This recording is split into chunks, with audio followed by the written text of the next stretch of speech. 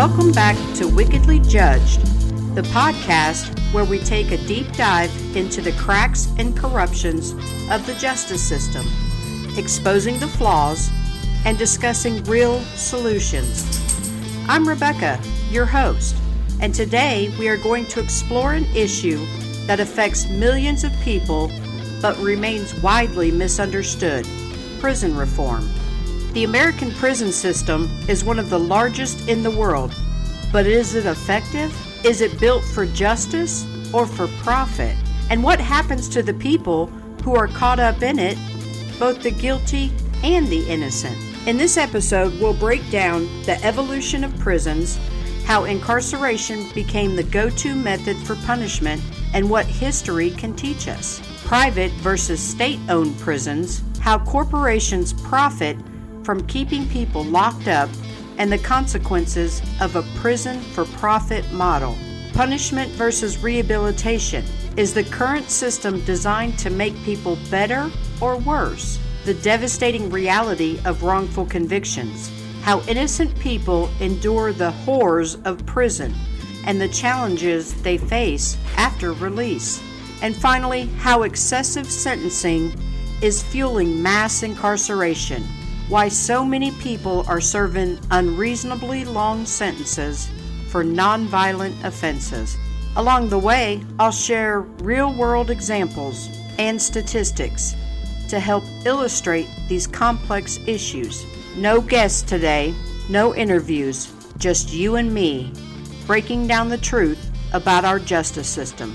So grab a coffee, get comfortable, and let's dive in. To understand why our prison system functions the way it does today, we need to go back in time and examine how prisons evolved. In ancient times, punishment for crimes was often immediate and brutal. Incarceration as a form of punishment was rare. Instead, people were exiled, physically punished, or executed. In ancient Babylon, the Code of Hammurabi laid out one of the earliest legal systems, featuring severe punishments, such as the eye for an eye principle. In ancient Rome and Greece, prisons were mainly used as holding areas before sentencing, with punishments often including slavery, exile, or execution. In medieval Europe, debt prisons and dungeons existed, but most crimes were punished through public executions, flogging, or mutilation. In the 18th and 19th centuries, societies began shifting toward incarceration as a primary form of punishment. Reformers believed that time in prison could rehabilitate criminals and prevent them from reoffending. But does it? The Pennsylvania system from the late 1700s was one of the first models for prison reform, advocating for solitary confinement as a means of self-reflection. The Auburn system in the 1820s introduced forced labor in prisons, where inmates worked in complete silence. This system became the foundation for modern prison labor programs. Before the 1970s, the U.S. prison population was relatively small, under 200,000 inmates. In 1971, President Nixon's war on drugs declared drugs as public enemy number one, leading to mass arrest. The 1994 crime bill during the Clinton era increased mandatory minimums, added 100,000 more police officers, and pushed for more prisons. Here's a fact for you. In 1980, the U.S. had 500,000 inmates. Today, there are over 2 million, over a 500% increase in just 40 years. Here's a real example of the sentencing disparity. Crack cocaine, used mostly by black communities, carried a 100-to-1 ratio in sentencing, compared to powder cocaine, used primarily by white communities. A person caught with 5 grams of crack received the same sentence as someone with 500 grams of powder cocaine. These policies disproportionately affected marginalized communities, leading to the overcrowded and profit-driven system. that we see today. Understanding this history is crucial to recognizing how deeply rooted the issues are. The system was built on punishment, not rehabilitation, and it's time that we shift that narrative. Now that we've covered the origins of the prison system, let's talk about private versus state-owned prisons. Did you know that the United States has the largest prison population in the world? Over 2 million people are incarcerated, and a significant portion of them are housed in private prisons. Private prisons operate as businesses, prioritizing profit over rehabilitation. For example, the GEO Group and Core Civic, two of the largest private prison companies, collectively made over $4 billion in revenue in recent years. Their contracts often include occupancy quotas, meaning states are required to keep prisons full, sometimes up to 90% capacity. This creates a dangerous incentive to incarcerate more people, often for minor offenses. On the other hand, state-owned prisons are publicly funded and operated. While they're not perfect, they don't have the same profit-driven motives. However, they still face issues like underfunding, overcrowding, and lack of rehabilitation programs. So the question remains, should incarceration be a for-profit industry? What happens when we prioritize dollars over dignity? Here's an example of a private prison. It's the Kids for Cash scandal in 2008. Two Pennsylvania judges took $2.8 million in bribes from a private juvenile detention center. They ended up sentencing thousands of kids for minor offenses just to keep the prison at capacity. Private prisons lobby politicians to pass laws that increase incarceration rates. Next, let's talk about the age-old debate, punishment versus rehabilitation. In the U.S., the prison system leans heavily towards punishment. The idea is that harsher sentences will deter crime. But do they really? Does it really work? Research says no. According to the National Institute of Justice, longer sentences have little to no effect on reducing crime rates. But these tough-on-crime politicians keep profiting from public fear. Here's the reality. The U.S. has a recidivism rate of 67% within 3 years, meaning punishment alone doesn't work. Here's an example.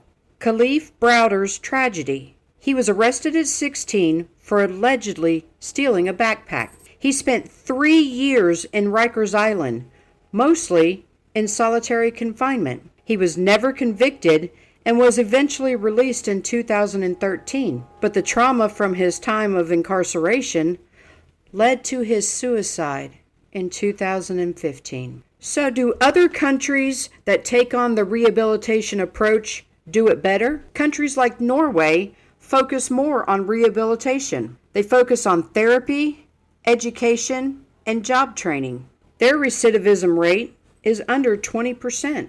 Compare that to the U.S., where over 67% will reoffend within 3 years, and 76% of released prisoners are rearrested within 5 years. The inmates in Norway live in dorms, not cells, and are treated as humans. The inmates are given access to education, therapy, and job training. Here's an example of how rehabilitation works. Shaka Senghor spent 19 years in prison for second-degree murder. He found rehabilitation through reading, self-education, and mentorship. Now, he's a criminal justice reform advocate and a best-selling author.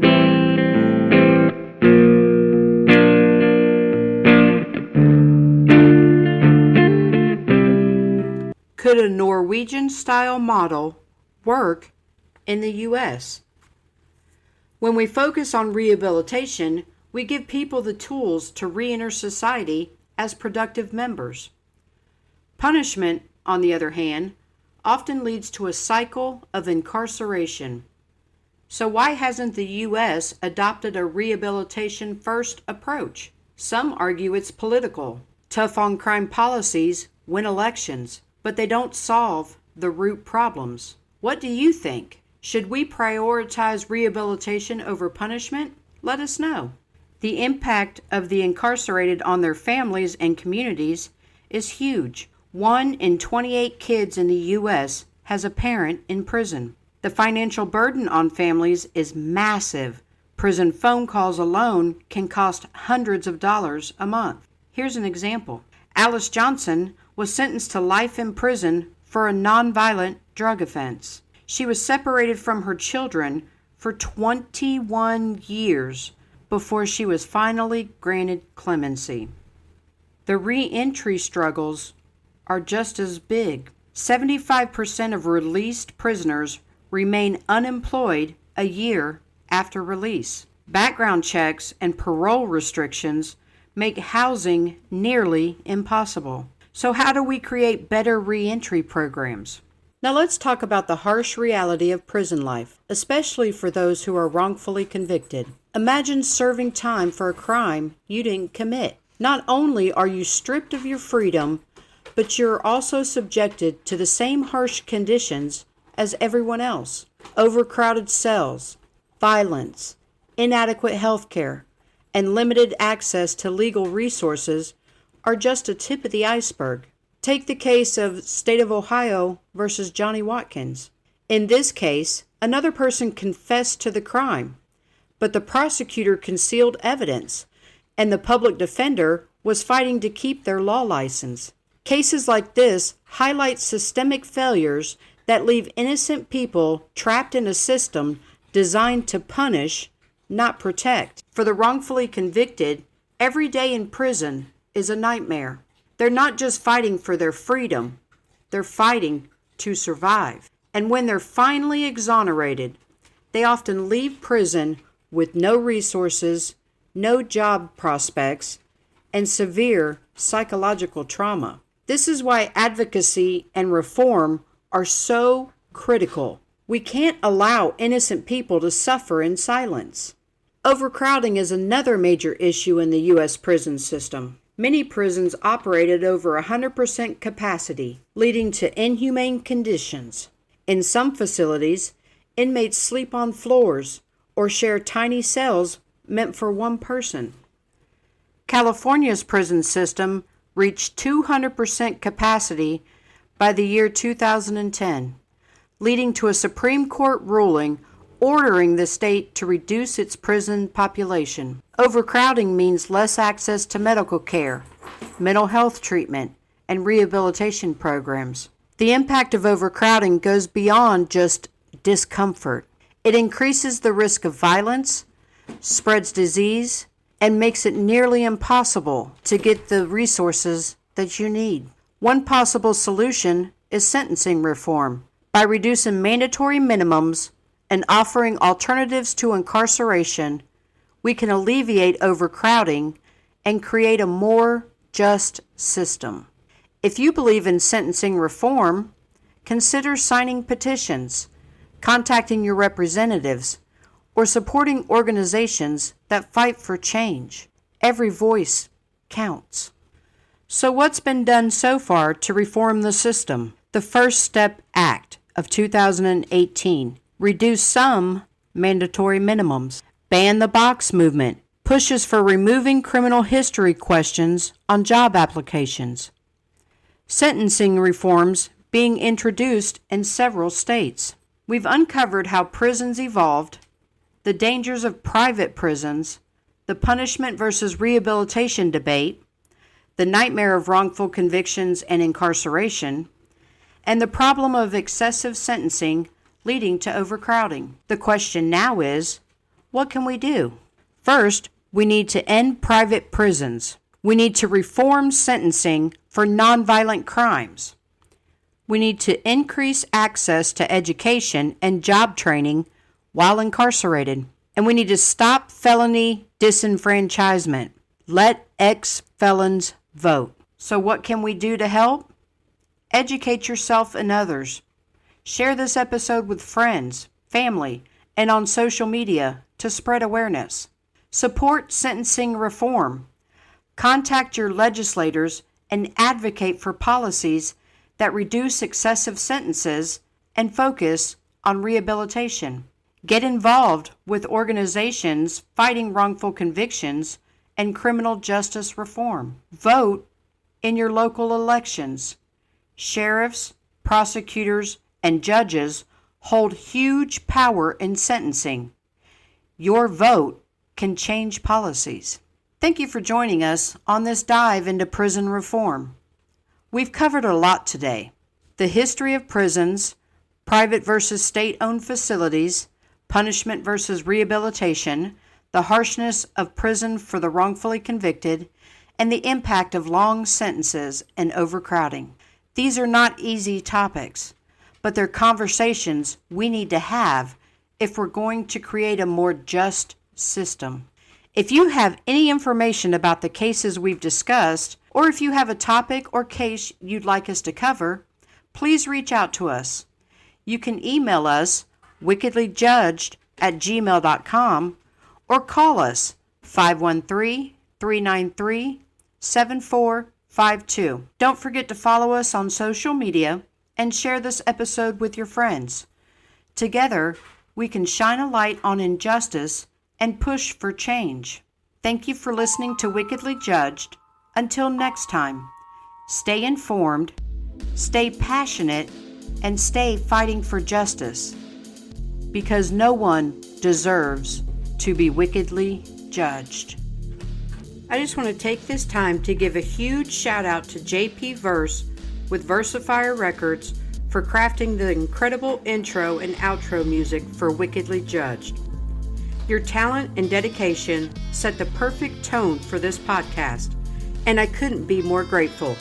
And I want to give a massive thank you to Veterans Alliance for sponsoring Wickedly Judged. Your support means everything as we continue to shed light on wrongful convictions and fight for justice. I appreciate you all. Let's keep making an impact.